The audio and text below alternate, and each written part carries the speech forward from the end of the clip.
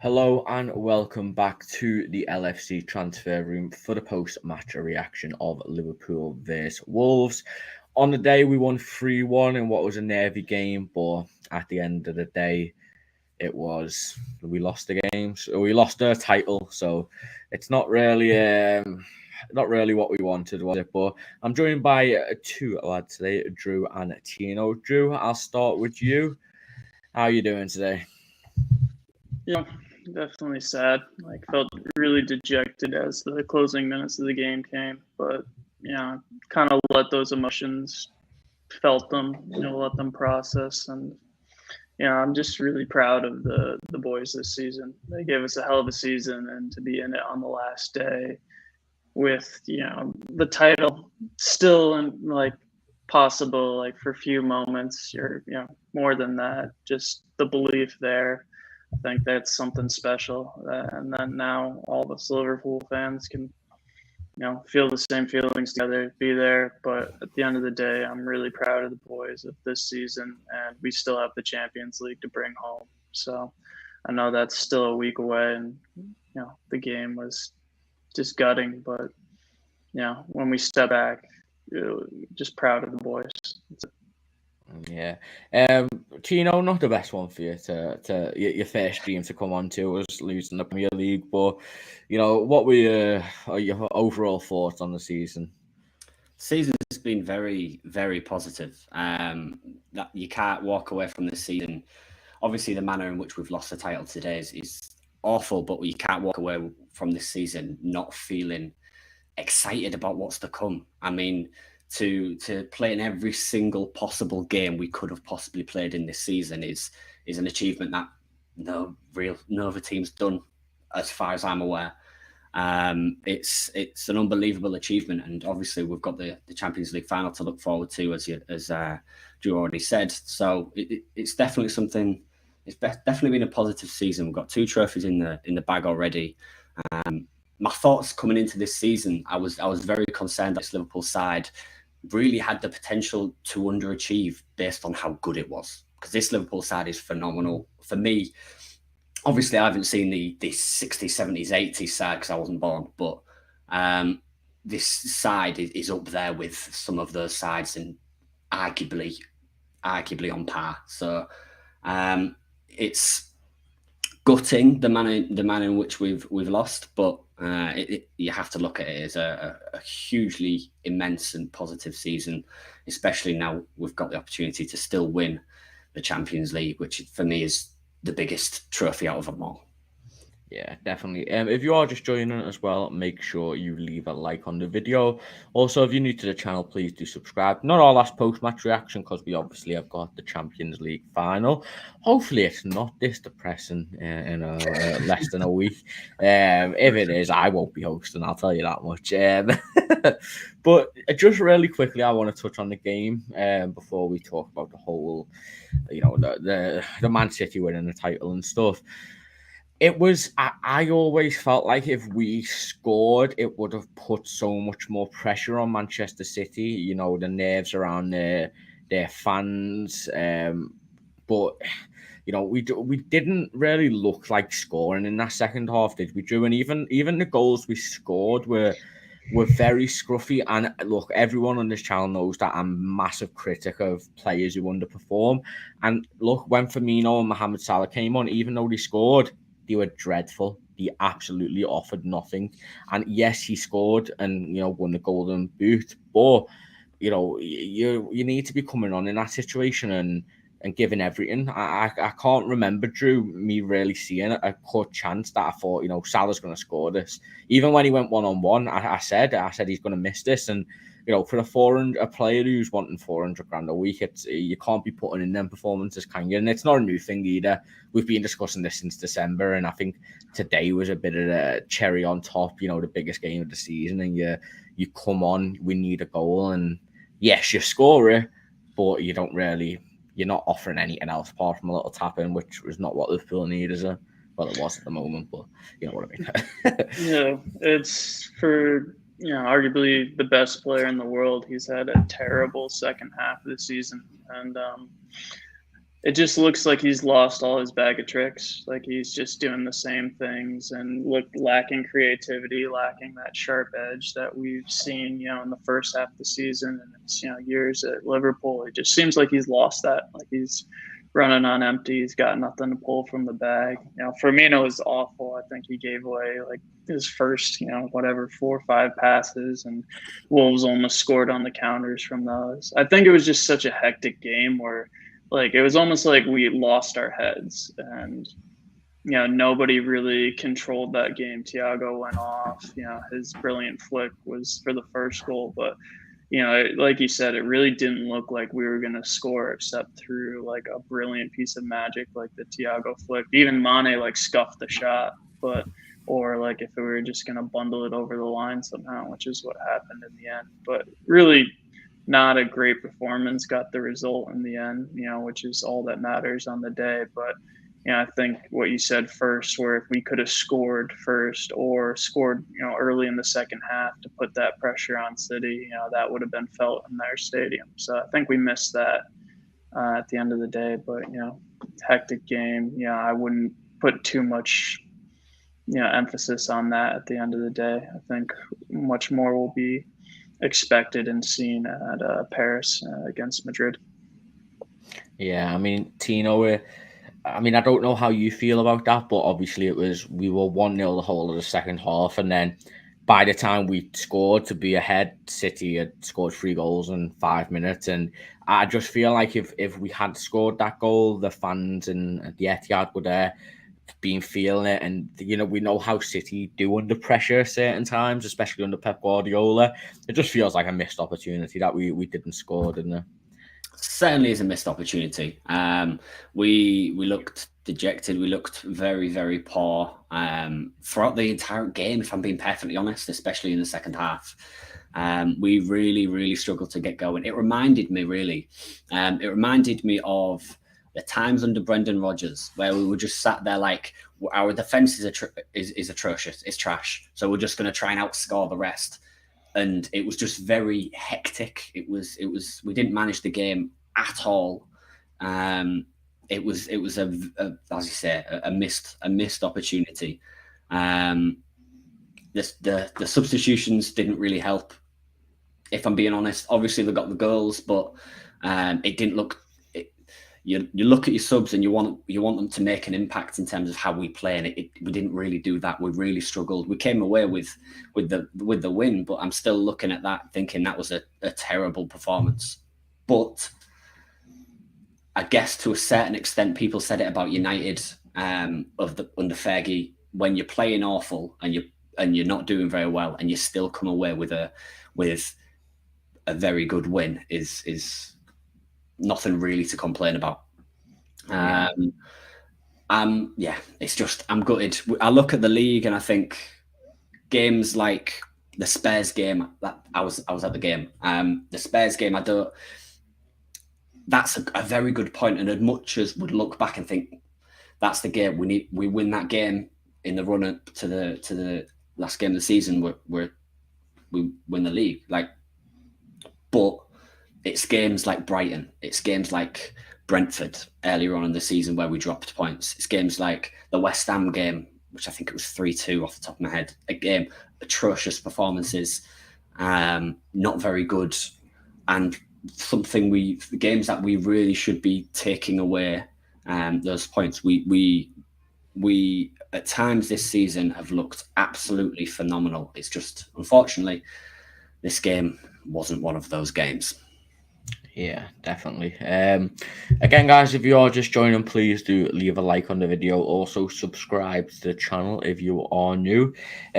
Going more into the whole City and Villa game. I mean, I couldn't sit down when I found out they were 2-0, but as soon as they scored the 3 in 5 minutes, I had already accepted that. I think Gerrard come out then and said that when he took Coutinho off, he went into a defensive shell, which It's Stupid. absolutely the most naive thing you could ever do, and it shows how far Gerrard has to come. I still don't think in the next 4 years he's going to even be ready to take over Klopp.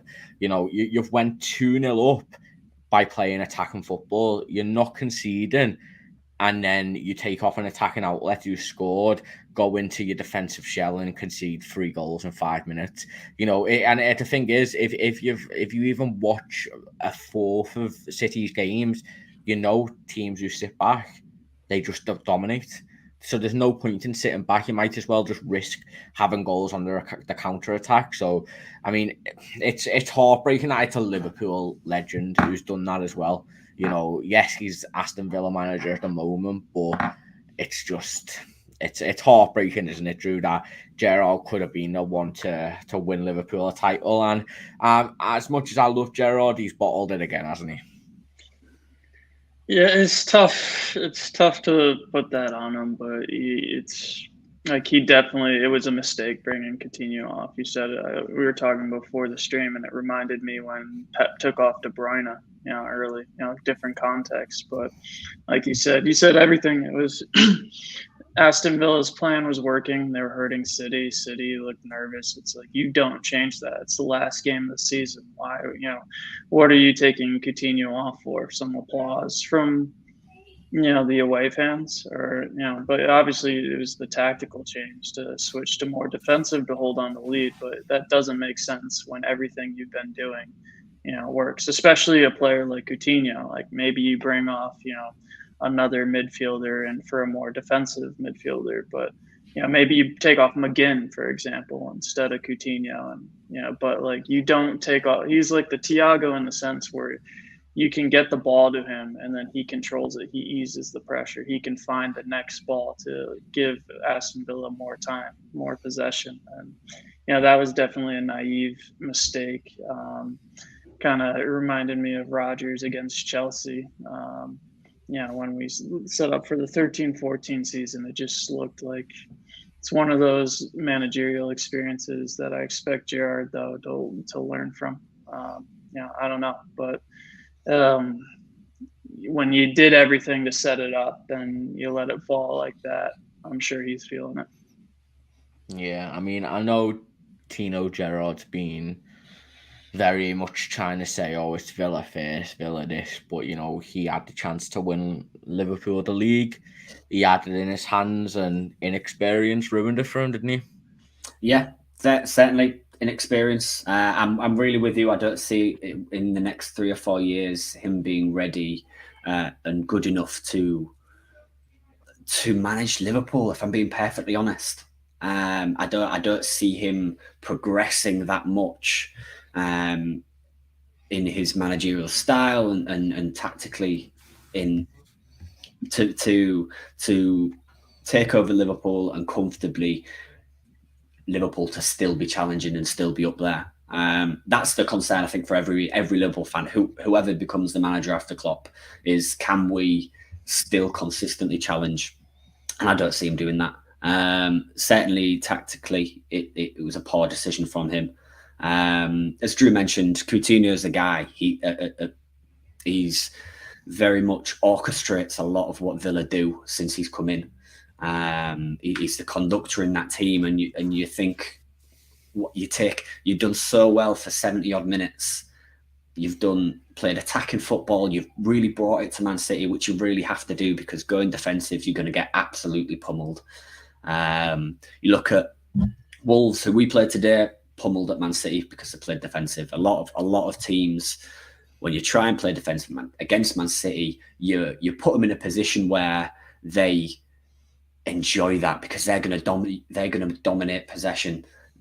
They really do struggle against a team who brings it to them, and they did that so well for 70 odd minutes, and then he just throws it away with a poor tactical decision and ultimately throws the title away for Liverpool. But it's not just on him. Obviously, it's on us. We throughout the season dropped points, played poorly, could have done better, but overall this season's been phenomenal. I'm still very, very positive going into the Champions League final. I'm gutted with the Thiago injury, which I'm sure we'll speak about in a bit more It's just, tough to take, heartbreaking, but we've still got a very, very big game against Madrid coming up next week. And I'm sure we're all very, very eager to get onto that game and really, really give it to them after what happened in Kiev. Yeah, definitely. Again, guys, if you are just joining the stream, make sure you leave a like on the video or subscribe with bell notifications on. But Drew, we'll go into that Thiago injury. You know, I think Sky Sports said he's now a major doubt for the Champions League final. If Fabinho is also a doubt, we could be looking at a midfield of Jordan Henderson, Naby Keita, and James Milner, which against Casemiro, Toni Kroos, and Luka Modric is not the best news, is it? Definitely not. You can lose two more important midfielders, so hopefully Fabinho gets back and is back in contention for the match. But that being said, the one player I was pretty surprised and I thought came on and did well was James Milner. I thought he did a decent job and came in. I thought we talked about him losing his legs a bit, but he can still put in a shift. And I expect him to have the experience if he does start the Champions League final to bring his A game. So, it's obvious. Thiago and Fabinho. They're a huge loss. Nothing more can be said about that. But hopefully Fabinho's back in the lineup. Yeah, definitely. Adam, to answer your question, to qualify for the Super Cup, we have to win the Champions League, and then we will play Frankfurt in that if we were to win it. But Tino, Thiago is for the final running of the season. He's probably been our most important player with Luis Diaz, hasn't he?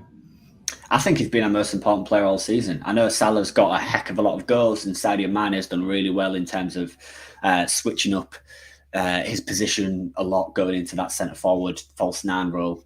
But I think in terms of our most important player this season, Thiago's the one for me. He's been superb. He's added a really a unique element to our game that we haven't had before. When we've been under Jurgen Klopp, his passing is just out of this world. I know we've got Trent who has that ability as well, but it's just to have someone in the middle of a park who still can do the dirty side of the game, still can put that work in like Jurgen likes to, and also give us a bit of flair, a bit of cutting edge going forward. It is something that we don't really have that much. And he's been superb. Losing him for the Champions League final is obviously awful. It's probably the worst thing that could have happened. By losing Alisson. I'm hopeful that Fabinho's back, as I'm sure we all are. Fabinho is again such a key integral part of our game. To lose him would be horrific for going into a team against Madrid. We need our midfield against Madrid really to be aggressive. You give their midfield, Modric, Toni Kroos, time on the ball, and then they're just going to start spraying and picking passes like they do, like they have done all season. So we really need our midfield to be aggressive, and going into that game to be going into it with Henderson, James Milner maybe, and like Naby Keita. I wouldn't be too positive of getting a result, if I'm being perfectly honest. So hopefully he'll get back in training. Fabinho will get back in training over the next couple of days, and we'll really we'll see him in that first lineup along with Mo Salah and along with Virgil van Dijk as well, who obviously picked up an injury in the last game as well. Yeah, but before we get on to the Champions League final, I do just want to talk about next season in the Premier League. I know it's a bit early, but we never really replaced Wijnaldum, which I think maybe hurt us a bit in certain games. As much as I didn't rate Wijnaldum, we've obviously been linked with many, but rumours are now that Real Madrid won him after missed out on Mbappe. Manchester City obviously signed Erling Haaland, which is probably going to give them another 20 goals a season. I think today, Drew, and for a lot of the season, even though Sadio Mane has been popping up with goals, we're at the point now where I think we need an out-and-out 9. I don't know if you agree with me, but we have not had a goal-scoring striker in Jurgen Klopp's tenure. And I think it's something we need. Who we get, I don't know, but I think we need it anyway. Yeah, we'll be curious to see what happens in the summer. I think there's obviously going to be changes. I don't know if it's going to be Mo that leaves or Mane that leaves, but it seems like, potentially one would leave, maybe even Firmino, who knows. But it definitely feels like there's going to be,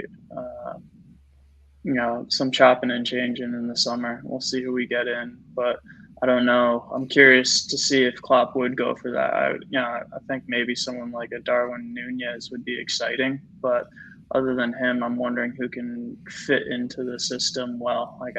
As much as I think we need a goal scoring number 9, or I want to see, I like seeing a goal scoring number 9. I would have been, over the moon if we got Haaland, but I think we need someone in our system who's a little bit, classier than that, or has a little bit more finesse. But I honestly think that we'll win next season. I think this kind of reminds me when we lost by a point the previous time, and we were just didn't have it the next season. We went full for it, and we won it.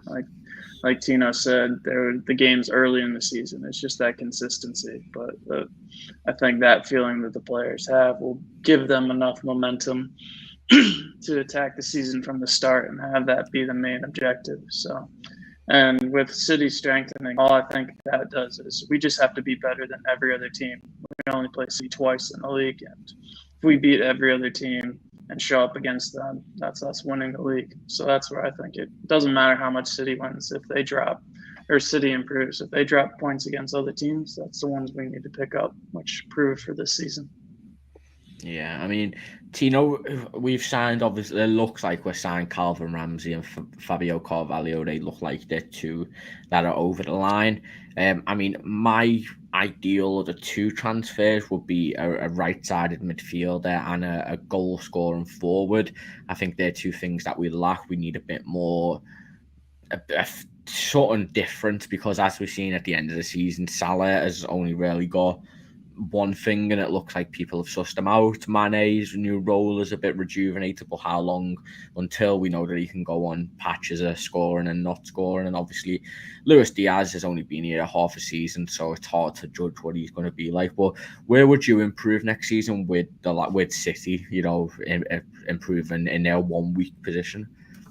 I'd have to say central midfield. James Milner isn't getting any older. Jordan Henderson and Thiago, who's been phenomenal, are above 30s, and as much as they'll be able to still go for another few years, we really need to rejuvenate that midfield. Obviously, we have got Curtis Jones in there who can play, but I'm not certain how many games he will play next year. The central midfield is something I've worried about. You talked previously about Wijnaldum and not replacing him as much. He was really a mainstay, although certain people didn't like how he played and what he offered. To have someone be able to provide a 7, 8 out of 10 performance every single game consistently and very rarely pick up injuries is something we're going to struggle to replace. Alex Oxlade-Chamberlain hasn't done particularly well since the couple of bad injuries he's had. He could be on his way out of the club. So bringing in a central midfielder is the main one for me. And of course, as was all mentioned, a goal scoring number 9 is something I really would like. There's no denying that to a certain extent, we can be a bit one-dimensional, particularly our wingers. Bringing in Luis Diaz has changed that slightly. I think since he's come in, he's been superb. He's really hit the ground running, and I'd expect that to continue. But having someone like Spurs have Harry Kane, Manchester City will have Haaland. Having someone, a true goal-scoring number 9, would really give us a different edge in comparison to our forward line at the moment, and take a lot of the pressure off Mohamed Salah, because he's done brilliantly. Sadio Mane has done brilliantly, but there comes a time, we've seen the second half of the season, where goals have dried up. We play a hell of a lot of games every single year, so to bring someone in who can contribute to that would really help. But I don't see too many about at this moment in time that we'd bring in terms of number 9s. Do you? No, do you know, I agree with you. Just before, it's you said Harry Kane. I think if Tottenham would have missed out on the Champions League, I honestly think we should have went just full guns blazing to get Harry Kane. He's one of the best. When he ends his career, winning a trophy or not, he is going to go down as one of the best strikers in the Premier League. He's still got a good few years, and again, I think if they missed out on the Champions League, he would have definitely pushed for a move. And with City, not getting him, it's that with getting Haaland, they wouldn't have been in for him. Maybe Real Madrid would be one of the clubs in for him, but I think he is someone I definitely would have went for. But I do think a right side of midfield and a striker is something that we have to get this summer. And if we don't, then I think criticism needs to be put on FSG, because yes, we signed Luis Diaz, but he was a summer signing anyway. He was meant for this summer. And a lot of people have talked about a big summer coming up. This has to be a big summer. Jurgen Klopp's just signed a contract. I think a lot of fans would be a lot more, including myself, would have been a lot more devastated with this result if Jurgen Klopp hadn't extended. The fact that he extended sort of is like, okay, well, yeah, we lost it by 1 point again, but we'll go again like we did last time. And I still believe with the squad we have now, we can go on another quadruple run next season. It's not out of the ordinary. But again, guys, a lot of people joining. Please do leave a like on the video. It helps us out a lot. Also, if you're new to the channel, please do subscribe with also the bell notification on. One thing I do want to talk about just to end the stream is this season. Obviously, there's still one more game to go, but obviously missing out on the Premier League means there's only a treble. I say only because very good. Yeah. But there's been a lot of talk about it. Where do you rank this season out of 10 so far without winning the Champions League? The EFL, the FA Cup, yes, are decent, but the two main ones we did always want was the Premier League and Champions League. I'll give you mine and you can disagree with it or not disagree with it. I think at the moment we're a solid 6 out of 10. If we had won the Premier League, I would have went up to 9, and if we won the Champions League, I would have went up to 10. But at the moment, I'm 6. If we lose the Champions League, I'm down to a 5. If we win the Champions League, I'm up to a 9. So that's where I'm at, Drew. What are your thoughts on this season? I think I can hear where you're coming from, and I'm similar, but not as low. Like, I think if we do lose the Champions League, it will just feel gutted, or just dejected. But I think like stepping away from that, I think we win the Champions League, definitely 9 out of 10. But if we don't, it'd be more like a 7 for me. But still, like, that's from recency bias, like pulling back from it. The fact that we've, Tino touched on it, I think, in this answer to the first question. But it's like we've competed in every single game possible. That's unheard of. And, this one that wasn't in our hands. if it was in our hands, I'd feel maybe a little differently. Champions League's in our hands, and I expect us to take that home. So I'm expecting a 9 out of 10 season. But I think no matter what, this has been one of the best seasons I've seen as a supporter.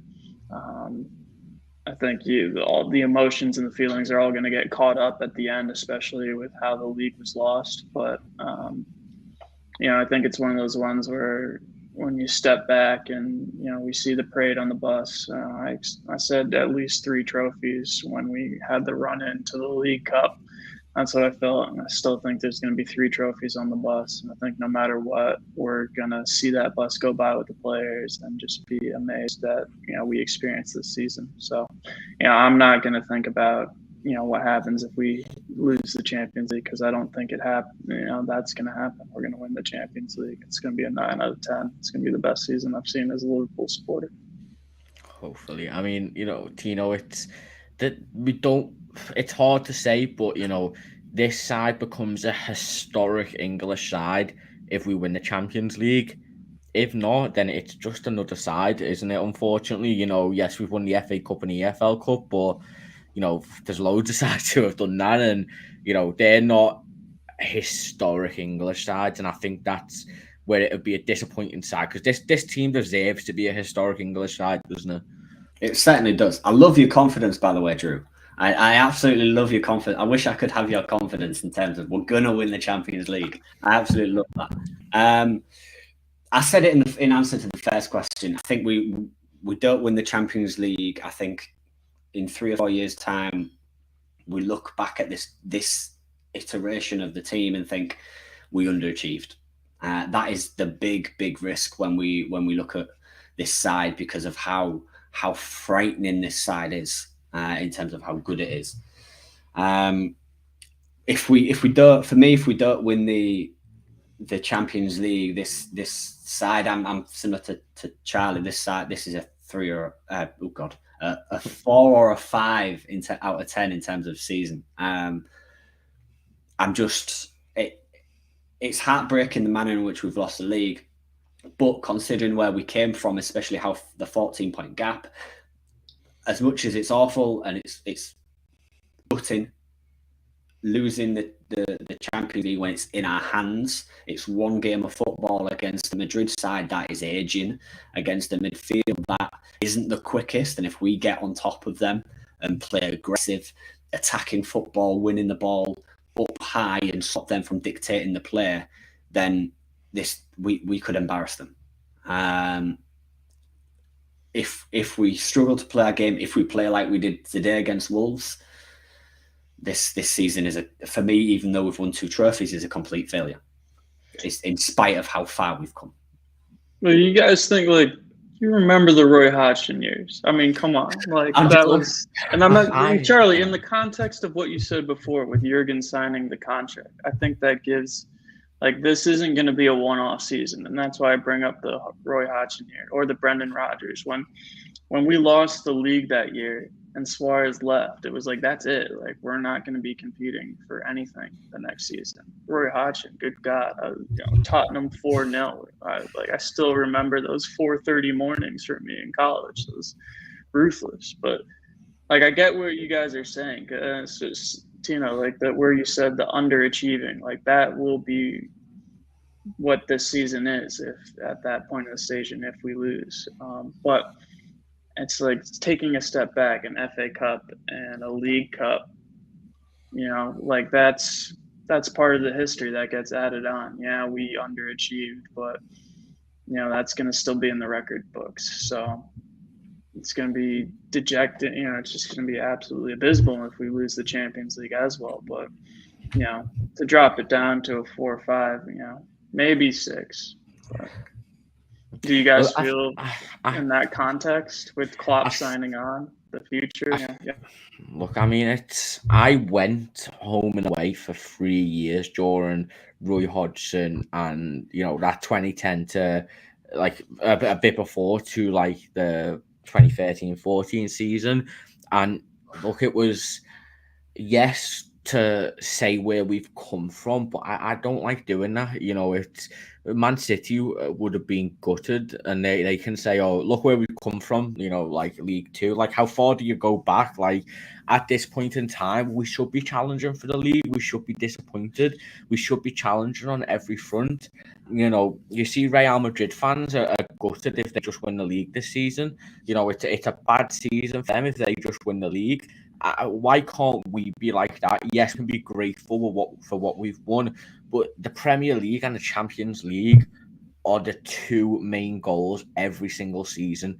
Look, I'm not asked when we get knocked out of the FA Cup or the EFL Cup. It is what it is. It's a competition that, yes, I'd like to win it if we play our second team like we did this season and go in the entire way. But if you ask me now, if I would swap the EFL and the FA Cup just to win the Champions League, it would not even be a decision. Like, and I think the Champions League takes it. Even if we just won the Champions League, that's 8 out of 10 season, no matter what. You know, even if we come this close in the Premier League, and it's all about context. Yes, we've come far, but we should be expecting that. Like, that should be the minimum expectation for Liverpool. We're the greatest team in English league history. We have the most trophies. Why do we have to be, oh, it was a good season, yeah, we didn't win any, and we have to be happy? Like, no, I'm gutted. We haven't won the Premier League. Like, heartbroken. And if we didn't have any, and if we had nothing to play for, I'd be genuinely mad. And if we lose the FA Cup, I'm going to be genuinely mad. And, you know, I understand where people come from, but it also makes me mad when people say, you know, oh, appreciate what we've got. I appreciate what we've got every single second, but I can be disappointed in what we didn't get. You know, it's the way people look at it, but that's the way I look at it anyway. Arsenal for life. I don't know what you're laughing at. Enjoy the Europa League next season, mate.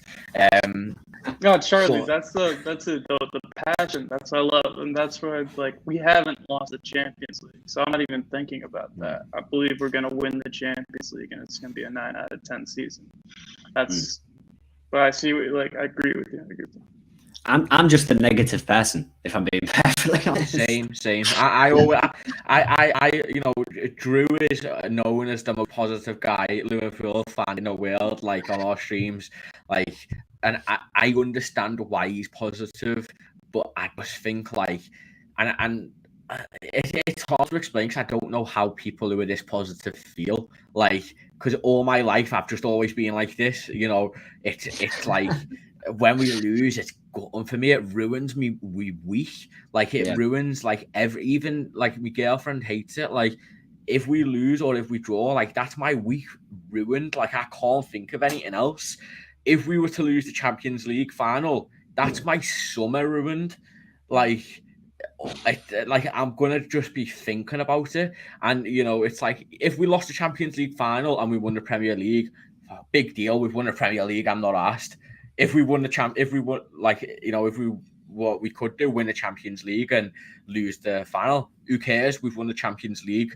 But if we lose both of them and we've just got an FA Cup and an EFL Cup there, I'm going to be gutted, like, heartbreaking stuff. And, you know, that's the worry. I think I'm going into the final with that worry, considering, you know, it's just, you know, it can be 7 or 6. We've won it 7 times, become the second most decorated side in the competition ever, or, you know, we don't. So we have a sad summer, and hopefully we announce Chouameni the day after if we do lose. But I'm hoping we don't lose. So it's isn't that what we did with Fabinho? Yeah, like the day after. Day after we lost, it was like, here's a signing to not depress you all. Here's something that's going to brighten your days. Yeah, like I said, I'm just a negative person. It's just like I'd happily been every other competition for us to win the league. If I'm being perfectly honest, the Champions League, the EFL Cup, I'd been every other competition for us to win the Premier League, and it just gets frustrating when you see a side like how good this Liverpool side is, and then we have to deal with Manchester City sports washing and like financially doping, and it gets boring. We're so close. If it wasn't for Liverpool Football Club, this league would be like League One, like the Bundesliga, where you can put a bet on at the start of the season and guarantee that PSG and Bayern Munich are going to win the league for the next 10 years. That's my worry. And my worry is we underachieve, we drop back slightly, and then it's going to take us another 10, 15 years to get up to that position. That's what I'm concerned about, especially when Jurgen leaves. I don't know. I'm still incredibly positive going into the Champions League final. I'm confident we're going to win it. But I'm just a negative person. I'm just a negative person. Yeah, look. I mean, something that's been said in one of our chats, and I completely agree. You know, Pep. They call us victims, but Pep Guardiola, I guarantee, I've seen no quote at all, but he's going to be like, we were underdogs. Everyone supports Liverpool. Like, you know, if everyone supports Liverpool, why is Phil Foden one Young Player of the Year? Like, I don't care. No Manchester City fan could say that Phil Foden deserved Young Player of the Year. He didn't. He was probably the last person out of every single person nominated who deserved Young Player of the Year. KDB, I'm not that bothered about. I do think there's questions over the first half of the season. If you're going to criticise Salah for his second half of the season, you've also got to take that into account. But, you know, that's recency bias. I still think Salah and Trent are going to win a PFA, which is the main one that matters. But look, I guarantee Pep Guardiola is going to be like, you know, oh, we're underdogs. What a great moment for the club. We've done an unbelievable comeback. You know, compare it to the AC Milan comeback. Like, you're playing Villa, mate. Like, as much as I love Steven Gerrard, his Villa side's absolutely shocking. And there's a reason why he's probably going to get about 200 million to completely reinvent that side himself. But we'll end on this from Helio. Would you change Manchester City? So would you, and that question, would you swap boots with Manchester City? If we were to lose the Champions League final, 100% yes. It would not even be a debate with me. If we were to win the Champions League final, of course not. But I'll bring that question to you, Drew. If the question's would I'd rather be a Manchester City supporter, absolutely not. So I think that's for me. I'm not going to view it any other way because that's how I view that question. And the answer is no, I would never want to be a Manchester City fan. We talked about this in a previous stream, but I thought when Liverpool had the marketing slogan, "This means more," that they absolutely nailed what it meant to be a Liverpool supporter. So, and when Jurgen Klopp first moved into the club, he asked us to make us from doubters to believers, and that's what I feel about this club. So, you know, for me, heartbreaking end of the season, but hell of a season, and we're going to win the Champions League. You stole my answer. I was genuinely going to mention that this means more. So it feels as a fan, Liverpool, for anything we do for Liverpool Football Club means more, and I wouldn't swap it. I wouldn't swap the Premier League for the Champions League in terms of swapping places with Manchester City. Manchester City fans are plastic for me. Like they're all most young Manchester City fans are plastic for me because they're the glory supporters. They're not. We have such a rich history at this club, and to win and to celebrate with the fans and the global fan base, for me, winning the FA Cup would mean more as a Liverpool fan. I the fact that Manchester City essentially have bought their success as well goes a long way for me. And I would much rather Liverpool win one league title in 30 years than win 15 league titles in 15 years and have bought success through rich oil barons and countries essentially financing football clubs. I would much rather do it the way we've done it because it feels like it means more. Yeah, well, Manchester City fans pitch invaded after they won and ended up breaking the goalposts, damaging the stands. So you never know; they could have a points deduction. I doubt it, but that would make it a lot sweeter. But I highly doubt it, and I assume that means Everton won't get a points deduction for what they did. But again, another big topic that we might speak on in the future. Well, again, guys, just ending. If you are new to the stream, please do leave a like on the video. It helps out a bunch.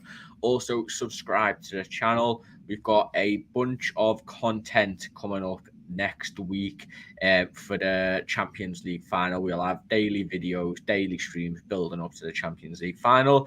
I think tomorrow we might be doing a stream on the Premier League, like our team this season, and reacting to our initial predictions. But Drew, Tino, thank you so much for joining us.